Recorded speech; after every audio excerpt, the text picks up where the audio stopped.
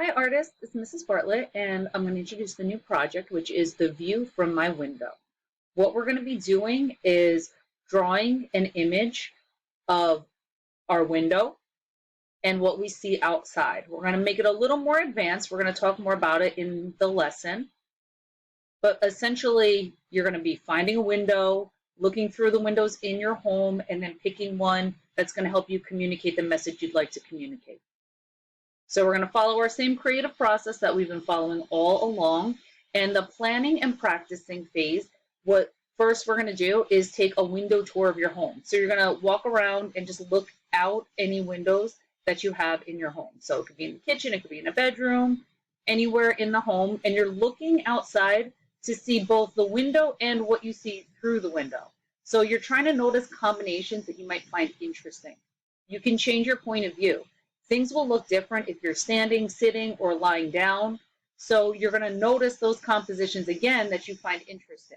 So you're looking for the combination between what you see inside and outside, as well as changing your point of view and just saying, oh, that looks interesting, or, yeah, I'm not interested in that. You're going to select the window and the view that you're going to use.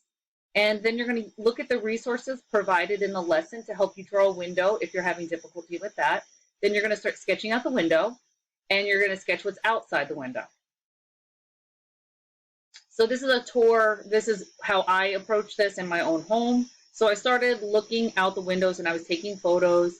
I was cropping photos to see, particular parts that I liked, and we're going to talk about some of these later. So I just went through all the windows. Again, changed my point of view a little bit, cropped things a little bit to change the composition. And after I engaged in the window tour, I reflect on these things. So these are some questions that you can ask yourself to help guide which window you should pick and how you're going to start approaching the project. So what did I like? What media will I use?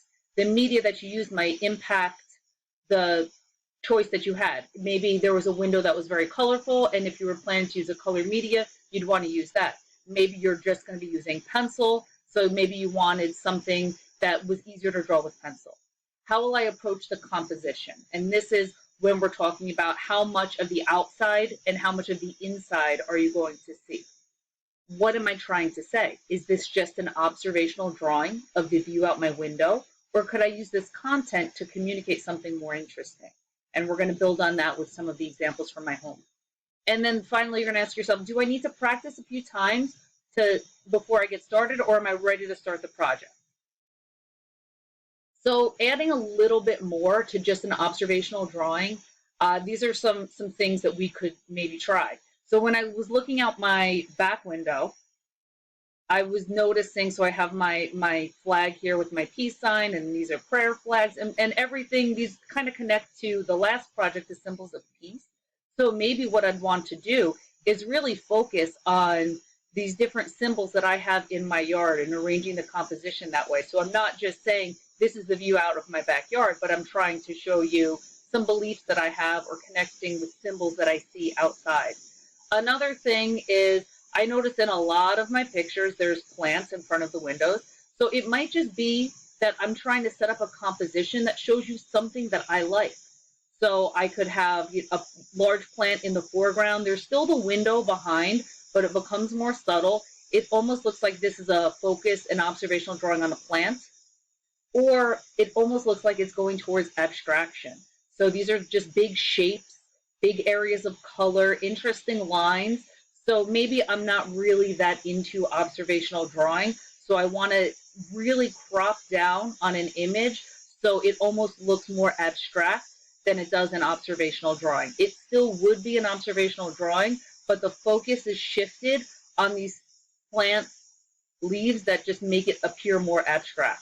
Another thing I noticed is it could be a social comment or a comment on time.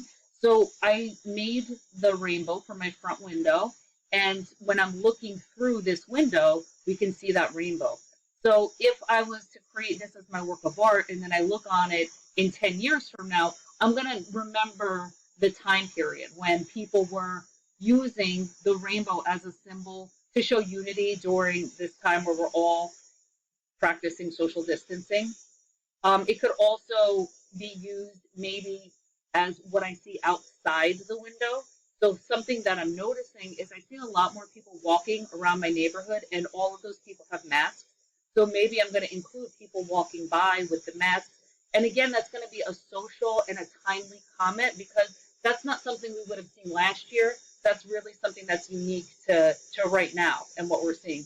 Another thing is outside your window, it shows a certain season. So what makes you outside your window look a little different now than how it was looking? The view outside my window, there's a lot of things that stay green all year, but on the trees outside, they're starting to bud. So maybe you want to find an interesting beginning of spring scene outside of your window, or maybe you're really wanting to focus on the shapes that the buildings make. Maybe you don't see trees outside of your window. Maybe it's all focused on buildings. These are my windows, so this just happens to be what I do see. But included in the resources are a lot of different images that you can see that might reflect more what you see out of your window. And you're picking the window that has the most interesting view. It's not necessarily the view that you see all the time. You might look out your kitchen window, which is a window you don't always look out. And you're looking to see those connections. What was interesting? And what do I like about it? And what am I trying to say? Am I trying to add something additional, or is this just basically an observational drawing? After you complete those questions and you've sketched out your composition, you're going to be back and forth between beginning to create and revising. So you're going to sketch, you're going to look at it, you're going to add value, darken lines, think about these questions. How does it look? How can I make it look better? Should I restart? Am I at that point, or should I keep going? And is my message coming across? As you answer questions like this, you revise. So you constantly are looking and thinking about it and making those corrections. So I just want you to know that when you are doing that, you are in between these two stages. So this is something as an artist that we always do. After you have pretty much revised and created to a point where you think it looks pretty good, why don't you ask somebody else what they think about it? So ask a family member to critique your work. Somebody, ask somebody to look at it and give you some suggestions or comments about it. And then that is going to lead us to our finishing touches. So you're adding your finishing touches, just making sure that it's complete. Did you add value? Are the lines that you use interesting? Can you darken those lines? Can you change the line quality to really make this look like an interesting work of art? Did you add color? Should you add color? Are you proud of this artwork? That's the big one for me. Are you proud of this artwork? Please submit work that you are proud of. If you are not proud of it, I want you to think about why. What happened that you're not proud of? You didn't put enough time. Some of the lines don't look correct. Are these things that you can fix? If you have any sort of issues being proud of your work, please reach out. Just say, Ms. Bartlett, I'm stumped. I don't know what to do here. If you can show me an image on Dojo, then maybe I can respond right away as to, giving you that feedback. After it is completed and you are proud of it, you're going to submit your artwork in Google Classroom just like we have been doing. You're also going to complete the reflection questions in Google Classroom. So I've included in this presentation just this checklist of how you know that you're done. So your drawing has a window frame. Your drawing has what you see through the window. The lines are interesting. You've added value, and value means shading. So this one right here has a tremendous amount of value. This one has a lot less value, but it still has value. The drawing looks like exactly what you see out of the window. So for this to be an observational drawing, you are drawing what you see. So maybe there's things in front of the window that you've placed there. Maybe there's things that you're seeing through the window, but you're drawing what you see inside, including the window frame, and outside.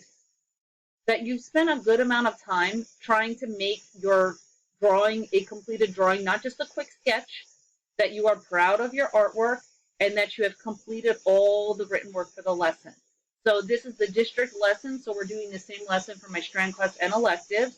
So Strand, you have day 1, day 2 written work and the reflection, and electives, you just have day 1 reflection, day 1 and a reflection for written work.